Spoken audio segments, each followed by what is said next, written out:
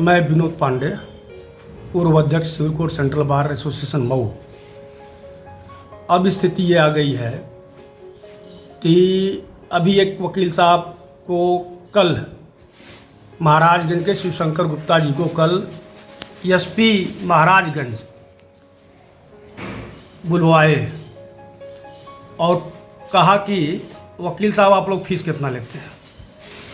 मामला ये था उसमें कि एक महिला गई कि साहब हमारा जो है वो भरण पोषण का मामला है, उसको सुलह करा देना है और हमारा सामान वापस दिलवा दीजिए। सामान वापस दिलवाने के बात पर जो है उन्होंने कहा ठीक है हम प्रयास करेंगे और सुलह समझौता के लिए जो भी कार्रवाई करनी है करेंगे और फिलहाल एसपी साहब के यहाँ हम एक एप्लीकेशन बनाते हैं, आप लेके चली जाओ। तो उसने कहा कि ठीक है, कुल खर्चा टोटल सुलह सपाटा और सब लेकर के कितना पड़ जाएगा। तो वकील साहब ने कहा कि 1000 रुपये दे देना, हम सब करा देंगे। एप्लीकेशन बना करके लेकर के वो महिला जब एसपी के यहाँ गई तो एसपी महाराजगंज के कौटुब या क्या नाम उनका है, उन्होंने कहा, महिला से पूछा कि वकील साहब कितना फीस लिए हैं। तो उसने बताया कि हमसे 900 रुपये लिए हैं। तो तुरंत उन्होंने उस महिला को एक सिपाही के साथ भेज दिया कि जाओ वकील साहब को बुला लिया। अब पुलिस वाला गया उस महिला को लेकर के, फिर वकील साहब से कहा चलिए आपको एसपी साहब बुला रहे हैं। वकील साहब बेचारे गए एसपी साहब से। तो एसपी साहब ने पूछा कि आपने क्यों ले लिया 900 रुपया फीस। तो उन्होंने बताया कि मैं एप्लीकेशन लिखने का नहीं लिया हूँ, मैं सुलह सपाटा और सामान इसका वापस कराने के लिए जो विधि कार्रवाई है उसके लिए भी लिया हूँ। दरखास्त तो मैंने यूं ही बना दिया। कहा नहीं, आपने दरखास्त के नाम पर 900 रुपया लिया है, मैं तो फ्री में दरखास्त लिखवाता हूँ, लिखवा दूँ अब मैं अपने यहाँ से। तो उनको काफ़ी जो है मतलब अपमानित करने का प्रयास किया। यह कतई बर्दाश्त नहीं अधिवक्ता समाज को कि एसपी तय करे फीस कि आप किसी वकील से क्या फीस लेंगे, कैसे काम करेंगे, कै बजे कचहरी जाएंगे, कै बजे कचहरी से आएंगे, बिना हमसे पूछे केस लेंगे कि नहीं लेंगे। क्या हम इतने कमज़ोर हो गए हैं कि आज हमारी स्थिति ये हो गई कि एसपी ने हिम्मत कैसे कर लिया वकील को इस तरह की बुलवा करके कचहरी से थाने अपने यहाँ और फीस तय करने का। तो अब तो ये है कि एसपी साहब से हम लोग फीस पूछ लिया करें, केस लें कि न लें, फीस कितना लें, तब एसपी साहब तय करें। तो फिर हम लोग का रहना और सारे समाज का और संगठन का रहने का क्या मतलब है।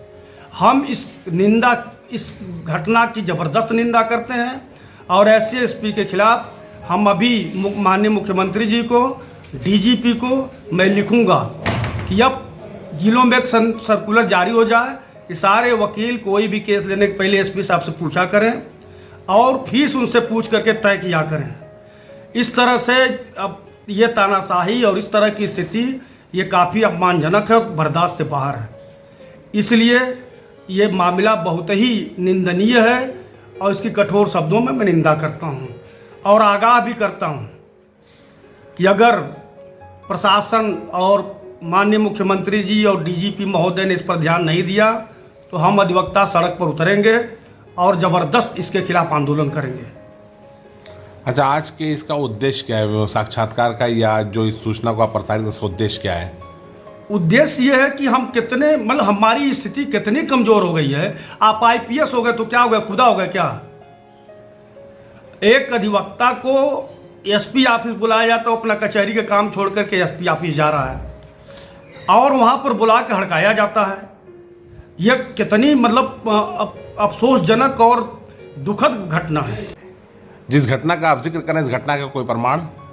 उस घटना के बारे में एक तो वो सिविल कोर्ट में प्रैक्टिस करते हैं, दूसरी बात है कि जिस समय पुलिस वाला आया था उनको लिवा जाने के लिए, वहाँ सिविल कोर्ट कैंपस में सीसीटीवी लगा हुआ है और वो सब सीसीटीवी में दिखाई दे रहा है कि पुलिस वाला जो है महिला को लेके आया है और वकील साहब को कहा कि चलिए एसपी साहब बुला रहे हैं और फिर लिवा करके गया है वकील साहब को। और इस पर शिवशंकर गुप्ता खामोश नहीं बैठेंगे, ना अधिवक्ता समाज खामोश बैठेगा।